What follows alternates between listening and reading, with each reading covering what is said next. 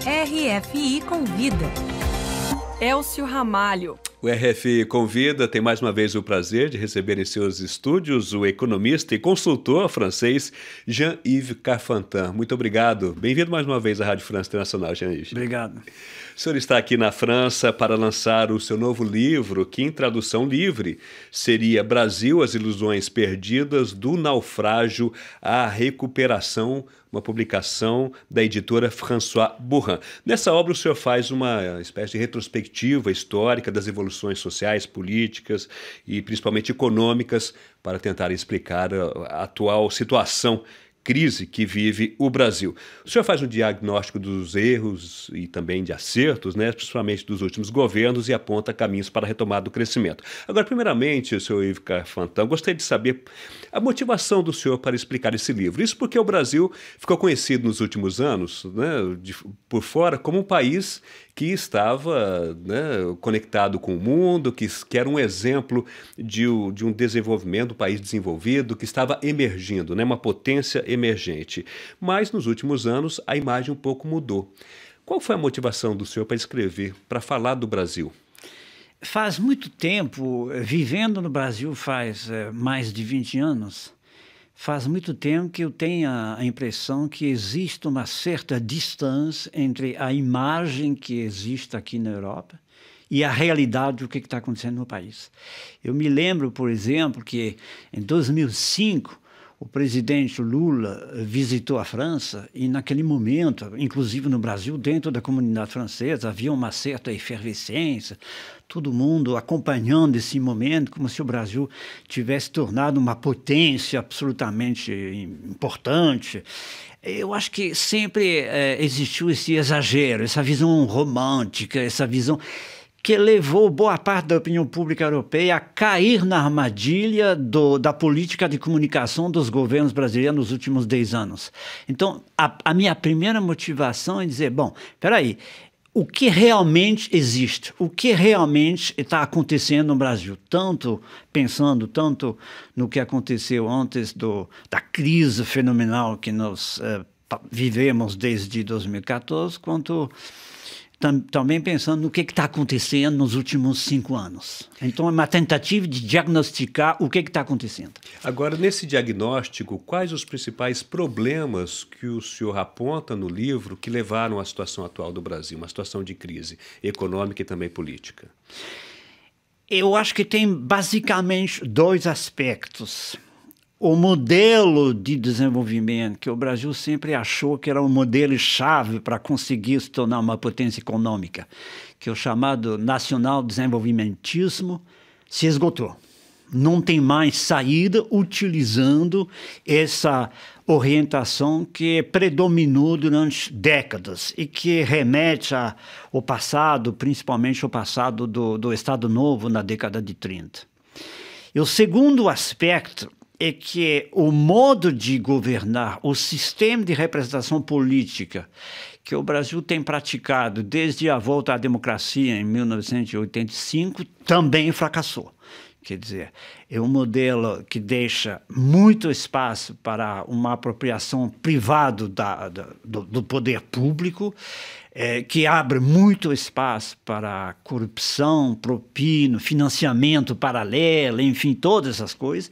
Esse modelo quebrou porque, ao contrário do sistema político, o sistema judiciário se modernizou nos últimos 15 anos e esse processo de modernização criou um choque entre a velha política brasileira e a moderna justiça, digamos assim. Agora, existe um descompasso, então, entre esses modelos econômicos que foram tentados no Brasil nos últimos anos, nos últimos governos, porque tiveram alguns avanços, principalmente nas áreas sociais também, né?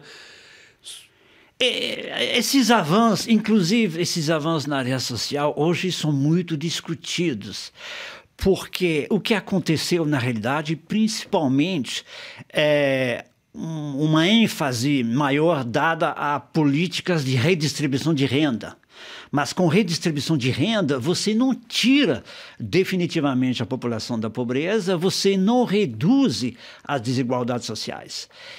Na realidade, pouco foi feito no sentido de equalizar as condições, as chances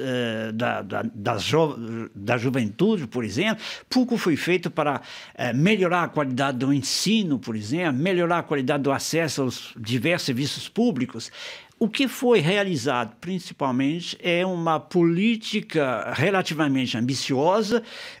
Isso tem que ser analisado com muita cautela, porque a gente percebe, por exemplo, que no total das despesas públicas isso representa muito pouca coisa. A Bolsa Família, por exemplo, são 29 bilhões de reais no orçamento do governo federal, quer dizer 0,5% do PIB. O governo federal gasta muito mais em sistema de aposentadorias e pensões, por exemplo. Então, a redistribuição foi muito limitada.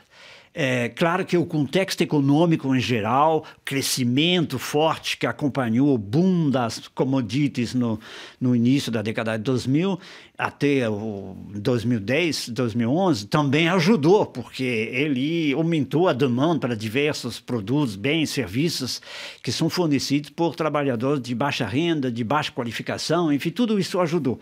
Mas os fatores fundamentais de criação de desigualdade, de pobreza no Brasil não foram afetados. Em que momento, na opinião do senhor, foi o período mais crítico para essa inversão de um país que estava se tornando uma potência emergente aos olhos do mundo para um país que enfrenta uma crise grave?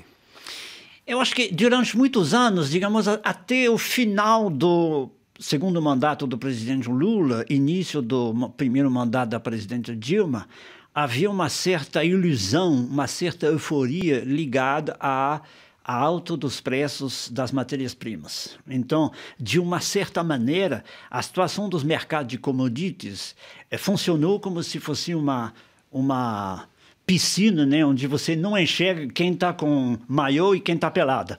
A partir do momento que a água baixou, deu para ver quem estava vestido e quem não estava vestido. Durante esses anos favoráveis, o Brasil não fez reformas fundamentais no sentido de melhorar a competitividade da sua economia e principalmente da sua indústria. Então, quando a bonança das matérias-primas desapareceu, todas as fraquezas da economia, em termos de competitividade e produtividade, apareceram e funcionaram como obstáculos, fatores de paralisia, de enfraquecimento do crescimento econômico. Nós vamos ter eleições no Brasil agora, em outubro, e o senhor comenta no livro que, principalmente a eleição presidencial, vai ser a mais importante desde o processo de redemocratização do país. E a escolha dos brasileiros vai definir como será o Brasil em 2022, que é uma data comemorativa dos 200 anos da independência do Brasil. O senhor frisa isso bastante no livro. E diz que é uma oportunidade de renovação dos líderes políticos diante do fracasso do regime do presidencialismo de coalizão. O senhor vê alguma alternativa hoje no Brasil para inversão de uma tendência?